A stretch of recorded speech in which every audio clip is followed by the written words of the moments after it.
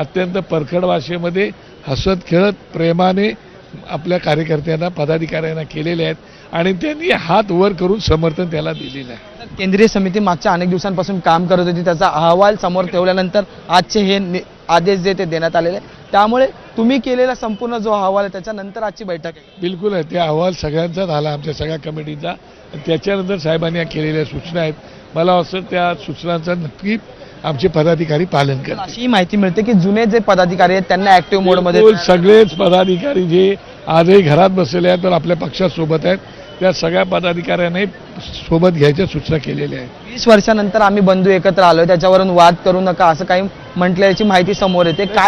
खरी आहे, साहेबांनी ते भाष्य केलेलं आहे. काय नेमकं भाष्य? नाही, त्याच्यामध्ये असं म्हणे की तुम्ही आपले जुने सहकार्य आहेत त्यांना सोबत घ्या आणि त्याप्रमाणे आता घेण्याचं चालू आहे. एकीकडे तुमचे हे होते खरं तर बाळा नांदगावकर आणि त्यांनी म्हटलंय की जी माहिती आहे ती खरी आहे, त्यामुळे आता मनसे महानगरपालिकेच्या निवडणुकीसाठी तयारीला लागलेला आपल्याला पाहायला मिळतं. व्हिडिओ जर्नलिस्ट मनोज जयस्वाल, मी अजय माने, एबीपी माझा, मुंबई.